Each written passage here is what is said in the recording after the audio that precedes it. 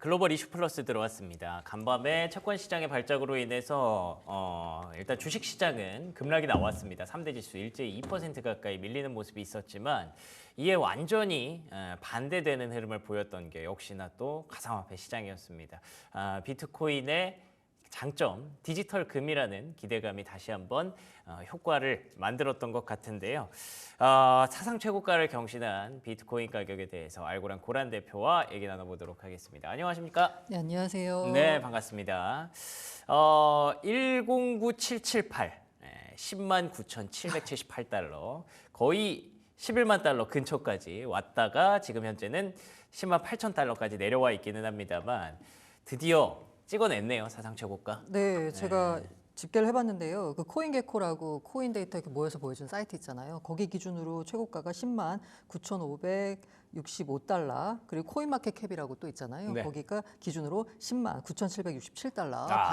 바이낸스 기준으로도 최고가 돌파했고요. 네, 그 코인 바이비트 모든 곳에서 다 최고가 경신했습니다. 11만까지 가다가 이제 목전에서 딱 내려오기는 했어요. 사실 지난번에 제가 그 신고가 경신할 때도 드린 말씀이었는데 트럼프 당선되고 나서 비트코인 너무 급하게 올랐어요. 그래서 예, 그렇죠.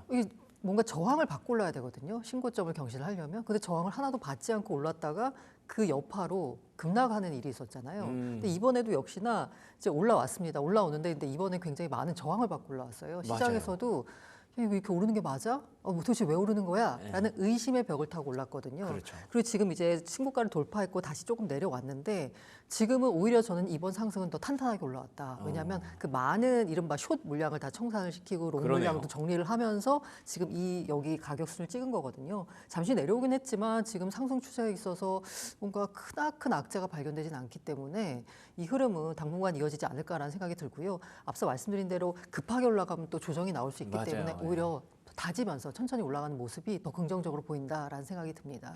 그러니까요. 뭐 주식 시장도 그렇지만 비트코인도 마찬가지겠죠. 이렇게 급격하게 뭔가 이슈를 타고 올라가면 그때 오히려 불안해요. 근데 이렇게 잘 천천히 숨 고르면서 이렇게 올라갈 때는 다들 돌아보면 언제 이렇게 올라왔지? 이럴 때가 오히려 긍정적인 그런 상승이더라고요. 그래서 지금 비트코인의 신고가가 딱 그런 모양새가 아닌가 싶고, 근데 또 이제 곳곳에서 이런 얘기들이 나오죠. 뭐 신고가를 돌파했다, 사상 최고가를 돌파했다 이러면 야, 그것도 과열 아니야? 맞아요. 이런 얘기 하시는 분들도 있을 것 같은데 어떻게 보세요? 일단 오늘 재밌는 발언을 또 이제 마이클 세일러 스트래터지 창업자가 이렇게 했는데 네. 신고가를 경신했을 때 비트코인 안 사면 바보다. 뭐 이런 취지의 말을 했어요. 와, 진짜 대단한 자신감이네요. 네. 예. 아니 그리고 스트래터지야말로 진짜 그야말로 비트코인 가격에 상관없이 지금까지 쭉 매수를 했거든요. 그럼요. 말에 힘이 있죠. 네, 그러니까. 근데 비트코인 가격이 떨어졌을 때는 야, 저 회사 저러다 망하는 거 아니야 그쵸. 싶었는데 그런 위기를 견디고 지금은 스트래터지 전략이 옳았다를 지금 입증하고 있는 상황이고요.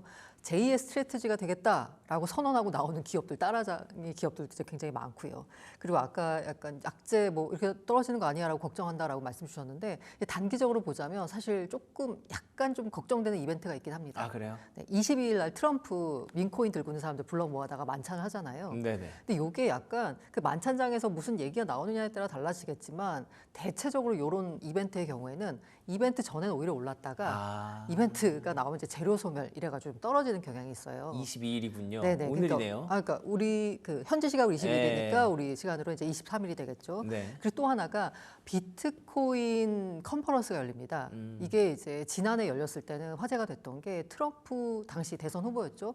대선 후보로 자격으로선 처음으로 이제 거기 컨퍼런스에 참여해서 물론 표를 노린 공약이긴 했지만 비트코인 수도로 만들겠다 미국을. 그게 그날 네, 벌써 맞아요. 1년 됐어요? 네, 맞습니다. 그 네. 컨퍼런스가 열리는데 거기에 이번에는 대통령은 아니고 제이디 벤스 부통령이 참석하거든요. 네. 아무래도 대통령으로서 거기 가는 것은 조금 약간 또 무게감이 다르니까 어떤 뭐 개별 민간이 지지하는 컨퍼런스 가는 건 좀 느낌이 다르니까 아마 부통령이 가는 것 같은데요. 이것도 역시나 이게 이벤트 전에는 약간 기대감 때문에 올 수 있는데 그러네요. 거기서 베이디 벤스가 무슨 말을 해주냐에 따라서 또 분위기가 달라질 수 있겠지만 네. 어쨌든 시장에서는 야 요거 또 재료 소멸이 아니냐라는 약간의 우려가 있어서요. 예. 단기적으로는 오히려 이런 호재가 악재로 작용할 수도 있는 이런 상황이긴 합니다. 그런데 이제 큰 틀에서 보자면 비트코인이 잘 갈 수밖에 없는 좋은 이유가 몇 가지가 있는데요. 일단은 비트코인은 그런 말 하거든요. 유동성의 거울이다. 그렇죠. 그러니까 이제 기업 기업들 주가 같은 경우에는 물론 시장에 돈이 넘치면 당연히 그 돈이 주식시장으로 와서 위험자산으로 와서 주가가 올라가겠죠. 하지만 이 주가라고 하는 건 기본적으로 실적, 펀더멘탈이라는 게 있는 거잖아요. 예. 기업이 돈을 잘 벌어야지 주가는 가거든요. 그런데 이게 비트코인의 약간 아이러니라고 해야 될까요? 그렇죠. 예. 실적이 없습니다. 예. 그러다 보니까 그냥 유동성에 따라서 움직이는 거예요. 센티멘트, 사람들이 이거 좋을 것 같아. 그러면 이제 자금이 몰리면서 가격이 올라가는 이런 특징이 있거든요. 그래서 오히려 비트코인의 경우에는 관세가 어떻게 결과가 나오느냐 이런 거에 상관이 없이 그냥 유동성이 많아지면 가격이 오르는 이런 경향이 있는데 최근 들어서 글로벌 M2가 연일 사상 최고치를 경신하고 있습니다.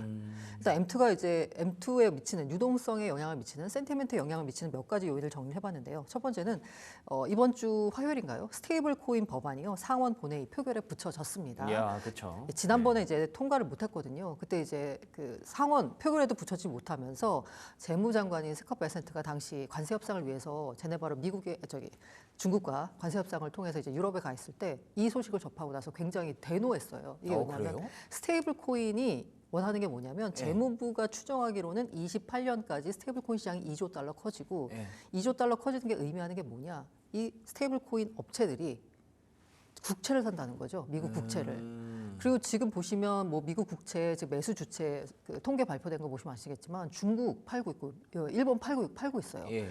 기존에 미국 국채를 사주던 나라들이 안 사거든요. 그럼 이거 사줄 수 있는 누군가가 있어야 되는데 이게 바로 스테이블 코인 업체들이라는 거죠. 그래서 이거 스테이블 코인 법안이 통과가 되면 스테이블 코인에 이게 명확해지기 때문에 규제가 많은 참여자들이 시장에 더 들어올 거거든요. 시장은 더 확대가 되고 그게 2조 달러 규모예요. 네. 지금 2,300달러입니다.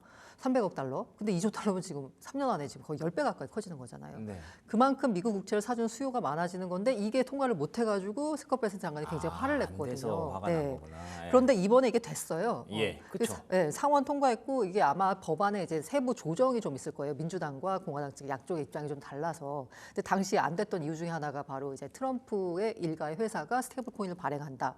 이건 바로 이해상충 아니냐. 막 이런 논리가 있었는데 어쨌든 그럼에도 불구하고 미국을 글로벌 금융 중심 그리고 국채 시장의 수요처를 만들기 위해서는 스테이블 코인 법안을 통과시켜야 된다라는 그 뭔가 컨센서스가 기저에 깔려 있고요. 네. 근데 요게 이제 상원 본회의 표결에 붙여졌으니까 예. 한 단계 가까워진 거거든요. 그러네요.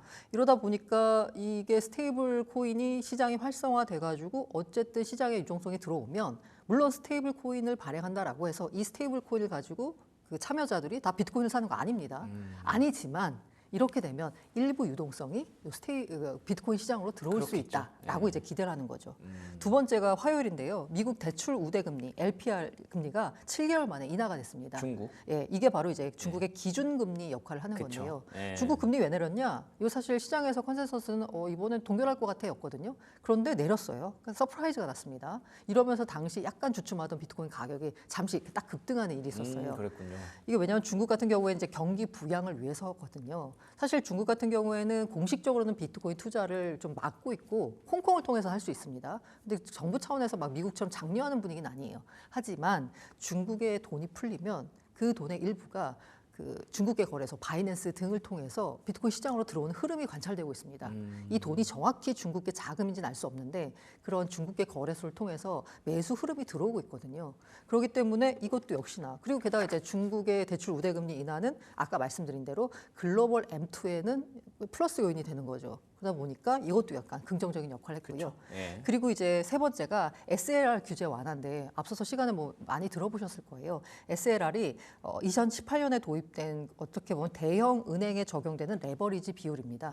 그러니까 옛날에 2008년 글로벌 금융위기 때 자본금 얼마 안 되는데 레버리지 일으켜가지고 결국은 금융회사가 파산하는 일까지 있었잖아요. 그랬죠. 그러다 보니까 여기다가 야 레버리지를 좀 적당히 써라는 거예요. 쉽게 말하면. 그래서 익스포저 대비 자기 자본을 3% 이상 유지하도록 하는 거예요. 근데 이 SLR 규제의 약간 뭐랄까 맹점이랄까 그게 뭐냐면 그 투자 자산에 대한 익스포저 자산에 대한 평가가 없어요. 그러니까 미국 국채나 그냥 회사채나 똑같이 자기 자본 비율 3% 이상을 유지해야 돼요. 그러면 미국 국채 입장에서는 약간 억울한 거죠. 그렇죠. 등급이 다른데. 야, 우리 안전한데. 네. 그럼 우리 레버리지 이걸 3%가 아니고 좀 낮춰도 되잖아. 한 1%쯤으로.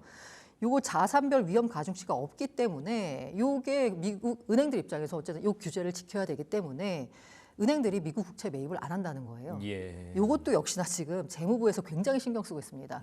스캇 베센트 장관 나와서 이 SLR 규제 완화할 거다 이렇게 얘기하고 있거든요. 다만 요거 규제 완화를 하는 곳은 연준입니다. 결정을 하는 곳은 재무부가 이거 완화해야 된다라고 얘기는 할 수 있지만 예. 결정을 하는 건 연준이거든요. 그런데 이제 얼마 전에 나온 이제 파이낸셜 타임즈 보도 등을 보자면 그 이제 연준 쪽에서도 야 이거 조금 우리가 생각해봐도 조금 불합리한 면이 있다. 그래요? 요거 규제 완화할 거다. 라고 이제 뭔가 얘기가 나오고 있어요. 그래서 이제 조만간 한 여름쯤엔 아마 이 규제가 완화되지 않을까라고 하는데 이렇게 해서 그냥 이론적으로 따져봤을 때 SLR 규제가 완화가 되면 한 1.8조 달러 정도가 은행들이 미국 국채를 더 매입할 수 있다는 거예요. 그렇게 되면 어쨌든 간에 미국 국채를 매입을 해서 이 규제 완화 이게 결론적으로 의미하는 바는 뭐나? 결국 유동성 증가거든요. 그러네요. 앞서 말씀드린 대로 여기서 규제가 완화된다 그래서 여기서 나온 돈이 비트코인 시장으로 바로 들어오진 않아요. 하지만 유동성의 거울이라고 했을 때 유동성이 증가하는 이런 여러 가지 신호들을 보면은 비트코인에는 호재다라고 볼 수 있는 거고요. 다만 여기서 이제 한 가지 유동성에 주는 약간 악재라고 해야 될까요? 네. 유동성에 부정적인 영향을 미치는 게 바로 연준의 금리 인하 가능성입니다. 이게 초반에는 굉장히 계속 금리 인하 많이 할 거다라고 했는데 지금은 미뤄지고 있죠. 네, 맞아요. 네. 연내 2회 할 거다 해서 지금 거의 1회로 후퇴하는 느낌이에요. 그리고 제가 그 페드 와치라고 해가지고 금리 예측하는 그 사이트를 보니까 첫 번째 금리 인하 시점이 제가 한 일주일 전에만 확인했어도 7월 정도였거든요. 맞아요. 예. 근데 지금 9월로 후퇴했어요. 그렇게 또 밀렸어요? 네. 그러다 보니까 요 연준의 금리 인하 시점이 자꾸 뒤로 밀려지는 거, 그 네. 금리 인하 횟수가 적어지는 거는 약간 유동성 측면에서는 악재이긴 한데 앞서 이제 세계의 호재들이 있다 보니까 유동 글로벌 M2가 증가하고 있고 M2의 거울이라고 볼 수 있는 비트코인 가격은 사상 최고치를 경신하고 있는 거다라고 볼 수 있습니다. 그렇군요. 근데 말씀하신 얘기들을 들어보니까 저는 최근에 금리가 급등하고 있잖아요. 이 부분도 오히려 비트코인에게는 호재가 될 수도 있겠다라는 생각이 맞습니다. 드는 게, 그러니까 금리가 급등하면 이제 채권 시장에 대한 불확실성이 높아지는 거고, 그 채권 시장의 불확실성을 스캇 베센트를 비롯한 트럼프 대통령 내각에서는 스테이블 코인으로 어느 정도 좀 메꾸려고 맞아요. 하는 거잖아요. 그러면 이 규제와 관련된 이야기들이 좀 더 가속화가 될 수도 있겠네요. 네, 그 특히나 이번에 이제 아까 말씀 주셨지만 미국 증시는 약세였어요. 예, 근데 비트코인은 강세였거든요. 그렇죠. 이 흐름을 보자면 어제 밤에 이제 시장에 나타난 흐름을 보자면 일단 달러 약세, 예, 그리고 미국 국채 금리 급등, 네, 그렇죠. 그리고 증시 하락. 예, 요 세 가지 트리플. 요거 언제 나타났던 건지 기억하세요? 언제 얘기하시는 거죠? 그때 나타났을 때 비트코인 가격이 급등했습니다. 이게 셀 아메리카 얘기가 나왔을 때. 예, 4월 네, 초였나요? 맞아요. 예. 셀 아메리카 얘기가 나오면서 야 이제 달러 베이스 자산에 대해서 우리가 좀 다시 한번 근본적으로 평가를 해봐야 돼. 이렇게 우리가 달러 베이스 자산 사는 게 맞아? 맞아요. 라고 하는 약간 시장의 회의적인 시선들이 나오다 보니까 야 그러면 달러 중립 자산은 뭐지? 라고 생각을 하게 되면서 코인이죠. 금이 코인. 예. 관심을 받게 됐고 금값이 많이 오르니까 금 많이 올랐는데 디지털 금도 있네? 그렇죠. 비트코인이 올랐던 그런 경험이 있거든요. 예, 예. 그러니까 트리플 약세를 보일 때 달러 자산이 트리플 약세를 보일 때 오히려 비트코인은 강세를 보이는데 어제 그러니까 새벽에 나타난 모습이 바로 그거였습니다. 트리플 약세를 나타내는데 그러네요. 비트코인만 강세를 보이는. 예. 그러니까 말씀해 주신 대로 이제 앞서 말씀드린 대로 이제 뭔가 미국 국채 시장이 흔들리고 네. 트럼프 대통령이 이걸 이제 스테이블 코인을 시장 활성화를 통해서 어떻게 좀 마무리하려고 하고 규제 완화 이런 등등을 추진하는 움직임은 오히려 이런 트리플 약세 움직임이 강화가 되면 더 빨라질 수도 있는 거죠. 트럼프 대통령의 입장을 다시 한번 좀 밀어주는 거잖아요. 네, 이거 그렇죠. 봐라, 채권 시장 이렇게 흔들리는데 우리 스테이블 코인 이렇게 자꾸 이렇게 안 하면 점점 더 미국의 국채는 설 자리를 잃을 것이다. 빨리 해야 된다라는 입장이 될 것 같고, 그리고 아까 연준도 얘기해 주셨는데, 아까 저희 이완수 대표님이랑 그 시장 보다가 이렇게 되면 사실 연준도 금리 인하를 조금 더 당길 수도 있다라는 얘기를 하시더라고요. 채권 시장이 불안하고 주식 시장이 불안해지니까 트럼프 대통령이 연준을 압박하는데도 좀 힘이 생기지 않을까. 예, 그런 얘기를 하시는 걸 보면 아까 말씀하셨던 그 세 가지의 유동성 이슈에다가 그 연준의 금리 인하 가능성을 좀 당길 수 있다는 것도 어떻게 보면 유동성의 플러스가 되는 요인이 아닐까. 그거는 이제 플러스죠. 다만 예. 이제 연준 같은 경우에 항상 말할 때 데이터 디펜던트에서 그쵸. 예. 물가 보겠다라고 하니까 예. 향후 나오는 물가 이게 관세 영향이 아마 있을 거예요. 그러면 이게 얼마나 물가 영향을 줄까? 물가가 안정적이고 고용 괜찮다 그러면은 뭐 네. 또 그냥 그대로 네, 갈 수도 네, 네. 있죠. 예, 그 연준은 그럼 조금 두고 봐야겠군요. 네, 맞습니다. 예, 일단은 말씀하셨던 스테이블 코인과 관련된 규제 완화 기대감, 그리고 중국의 LPR 금리 인하, 또 SLR 규제 완화 이런 부분들이 비트코인 가격을 밀어 올리는데 한 몫을 했고요. 거기다가 또 트리플 약세 이 구조가 간밤에 나타났던 게 결국에는 사상 최고가를 만들었다라고 보시면 될 것 같습니다. 사상 최고가 깨니까 이 얘기만 해도 벌써 시간이 이렇게 훌쩍 가버리네요. 혹시 이 외에 우리가 볼만한 우리가 비트코인만 계속 보고 있으니까 알트코인 쪽에서 어떤 뭐 이야기 할 만한 이야기 있을까요? 사실 알트코인이 네. 쉽지가 않아요. 그렇군요. 지금 현재 제가 1월에 기록한 뭐 10만 9천 달러 이 고점 오늘 깼잖아요. 네네. 그러면 알트코인도 뭐 그러니까 고점을 뭔가 하나 경신하든지 따라와 줘야 되는데. 근데 그때 훨씬 못 미칩니다. 아 그렇군요. 그때 가격이 훨씬 못 미치고 있어요. 그러니까 알트코인이 비트코인에 비해서 어쨌든 이제 그 흐름이 어떠냐면 비트코인이 오르면 알트코인도 오릅니다. 오히려 예. 더 큰 폭으로 오를 수 있어요. 그런데 문제가 뭐냐면 비트에 약간의 조정이 나오잖아요. 네. 알트코인이 너무 많이 빠져요. 아. 그래서 그 오름폭을 다시 되돌림하는 이런 느낌인데 지금 다 비트코인만 보는군요, 거의. 아, 그렇죠. 시장 참여자들이 다 그렇구나. 비트코인만 보는 거죠. 그 제가 이전에도 말씀드린 적이 있는데 알트코인, 알트 시즌 경로라고 해가지고 많은 예. 사람들에게 알려진 도대체 알트 시즌 어떻게 오느냐라고 봤을 때 일단 비트코인 오르고 그 다음에 이더리움 오르고 시가총액 큰 라지캡 오르고 그 다음에 알트 시즌이 온다라는 예. 그 경로가 있거든요. 네. 그게 어떻게 보면 법칙 같은 느낌이었어요. 원래 그렇게 생각했죠. 근데 이번에 그게 아니거든요. 많이 깨졌죠. 네, 예. 그 이유가 뭐냐라고 봤을 때 그 알트 시즌 경로라는 그 어떤 차트 이런 걸 보시면 거기 봐야 될 게 뭐냐면 비트코인에서 이더리움으로 넘어갈 때 시장의 트렌드가 넘어갈 때 중요한 게 뭐냐면 머니 플로어예요. 돈의 흐름이 있어야 돼요. 그러면 비트코인에서 나온 돈이 이더리움으로 흘러 들어가야 되거든요. 네. 근데 늘 말씀드리지만 24년에 비트코인을 가격을 밀어 올린 건 기존의 코인 시장에 있던 돈이 아니라 혹은 글로벌의 유동성이 너무 넘쳐가지고 하다 투자하다가 이제 코인까지 투자해야지 이런 돈들이 아니라 비트코인 ETF를 통해서 포트폴리오 분산 차원에서 우리가 한번 새로운 자산, 디지털 금에다 한번 투자해 볼까?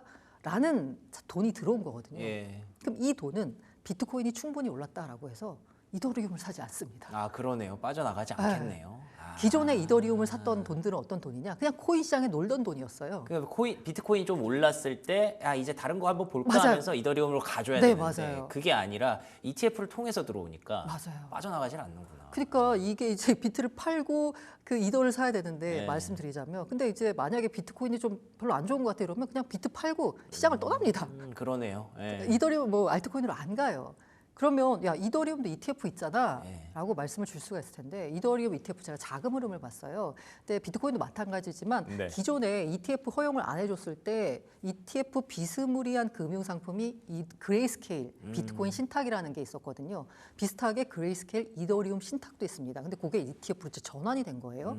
그래서 ETF가 처음 출발할 때 이제 시드머니라고 해가지고 어쨌든 운용을 해야 되니까 약간의 자금들을 들고 출발합니다. 네. 그런데 그렇게 해서 출발한 시드머니 자금이 102억 달러예요. 100억 달러가 넘습니다. 그런데 현재 ETF에 남아있는 돈이 얼마냐? 25억 달러입니다. 아이고. 돈이 더 빠진 거예요. 쉽게 그러네요. 말하면. 왜냐하면 그레이스케일 쪽에서 그 신탁에서 돈이 빠지니까 블랙락 쪽으로 돈이 들어와도 전반적으로는 돈이 안 들어오는 그런 경향이기 때문에 네. 알트코인이 지금 현재 좀 부진하다. 알겠습니다. 결국에는 비트코인은 사상 최고가를 써냈지만 지금은 세일러의 얘기가 딱 맞는 것 같습니다. 역대 최고가일 때 비트코인을 사지 않는다면 돈을 잃게 됩니다. 비트코인만 봐야 되는 그런 시장인데 뭐 조만간 또 달라질 수도 있겠죠. 일단은 시간을 좀 두고 보시죠. 지금까지 고란 대표와 얘기 나눠봤습니다. 오늘도 좋은 말씀 고맙습니다.